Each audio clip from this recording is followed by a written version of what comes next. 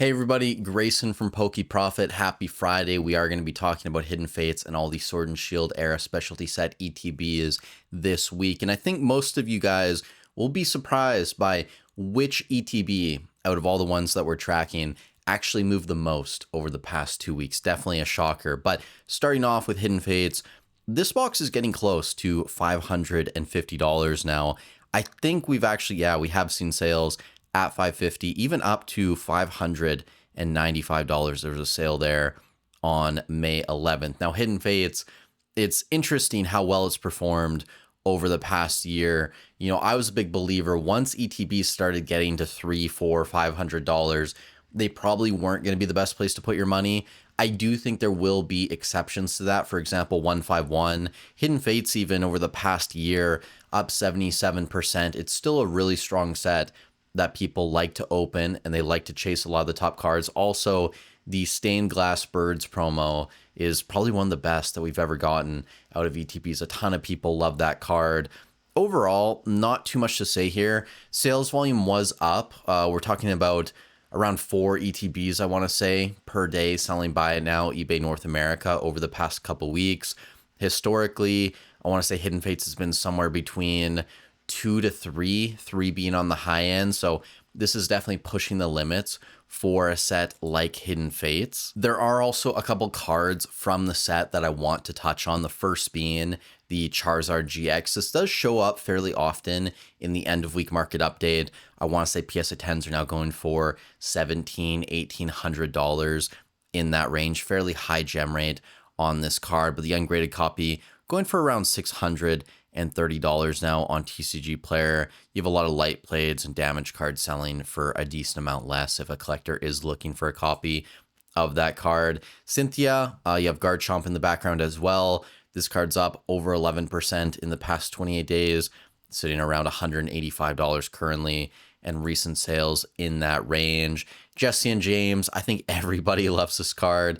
You know, if you grew up with Team Rocket, obviously, there's a level of nostalgia here. This card's back up to around $85, up 11% over the past month. And if we do the 1-year chart here, this might actually be an all-time high on this card. I want to say back in like January, February of last year, this card went on a run, but over the past 12 months, definitely at its high.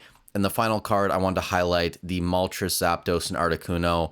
This isn't the ETB promo. This is a card actually in Hidden Fates, but a beautiful card nonetheless. It's up around 8% over the past month, around $50 now. Really ahead of its time, I want to say, as an artwork. And if we do the 1-year chart here, it's looking like a 1-year high. Back in September, it was around $47, $48 USD. I think that's all I wanted to bring up for Hidden Fates. We're going to move on to Champion's Path. And Champion's Path has had quite a good run over the past month. It's up around 23%, obviously a little bit of a buyout here starting around May 5th. So a little bit over a week ago at this point. This is a box that for a very long period of time did not sell well. There was a lot of supply on eBay.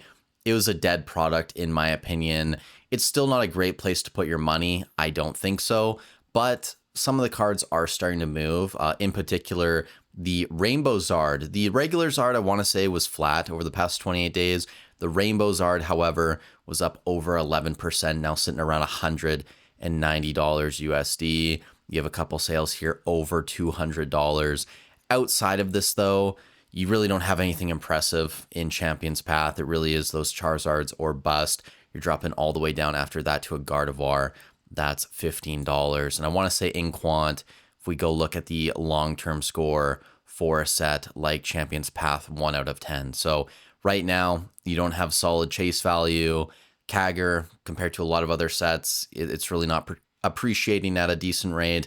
You have a little bit of IP desirability there with the Charizards. It's not a cultural milestone. And in terms of how many cards are actually getting graded, which I do think we need to tweak that a little bit for older sets. But overall, even when you compare it to other sets in the Sword and Shield era, not as much being graded on a weekly, monthly basis. So Champion's Path overall, probably going to be a void in my opinion. But if you own this, Probably still worth holding it, maybe, unless you can sell it at a decent price and you know you can move that into another product that you truly believe in. Now, before we move on to Shining Fates, if you guys enjoy this type of content, I'd really appreciate if you leave a like on the video. It does help out a ton, getting the channel pushed out to more people. Thank you guys so much for the support. If you want to work with me this year as well, links as always in the description, the mentorship program, consultation calls, and of course, TCG Quant now, which is indeed live. So you can check out all those links. Thank you guys again. Now hopping in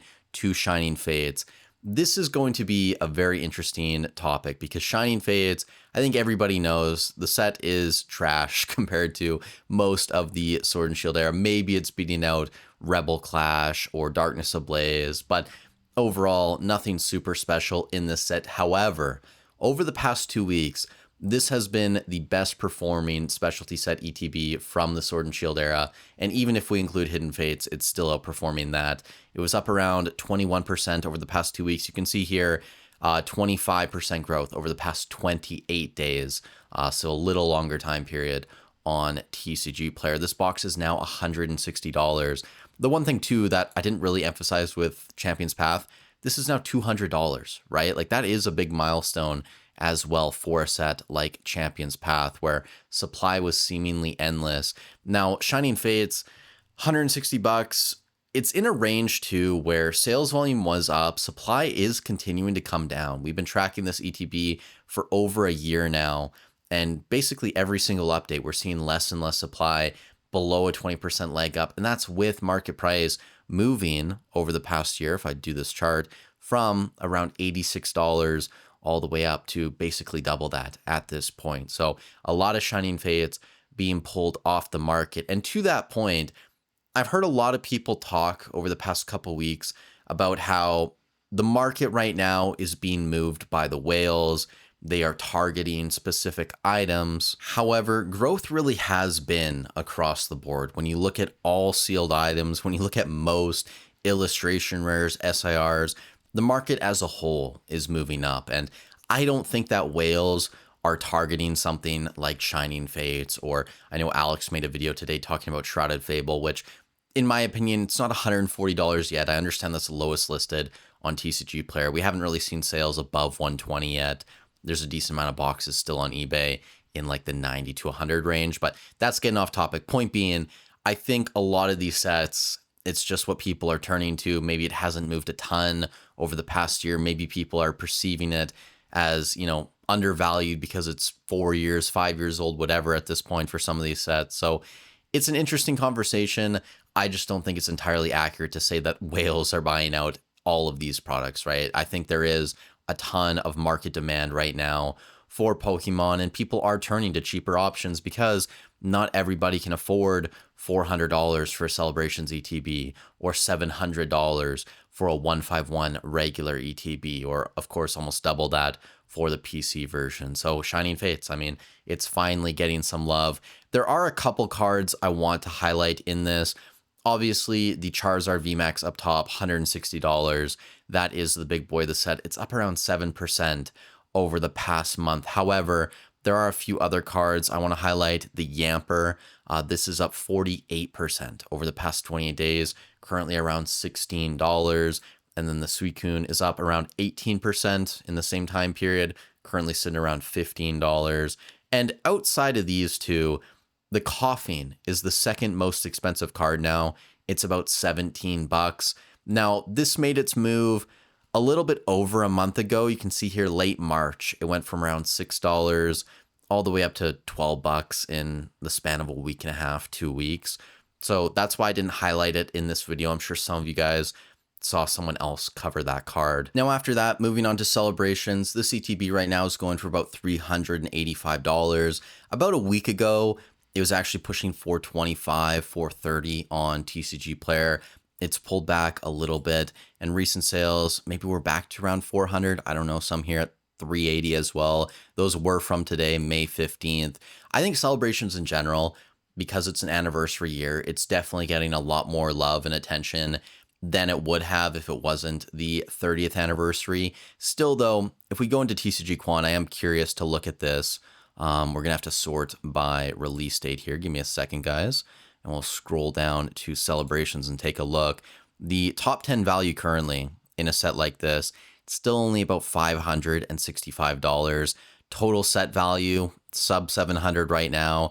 It is quite heavy, with the Charizard being about $200, the Umbreon as well being around 90 of that value. Still though, long term, it's looking pretty decent, which is maybe something I don't agree with, but when we consider it is a cultural milestone, being the 25th anniversary set, being an anniversary set in general, you're going to have some level of buff there. You do have a high level of IP desirability. You have a Charizard, you have an Umbreon, you have Pikachu. I mean, Zekrom and Mew, you throw that in there too. So fan favorite Pokemon. And, in terms of return on investment, right? You've done very well over the past year in a set like Celebrations. If we zoom out, over 161% ROI in the past 12 months. That said, when you look at this 2 out of 2 score for the Kagger, I think that you could argue this should maybe be a 1 out of 2 going forward, or maybe even a 0 out of 2.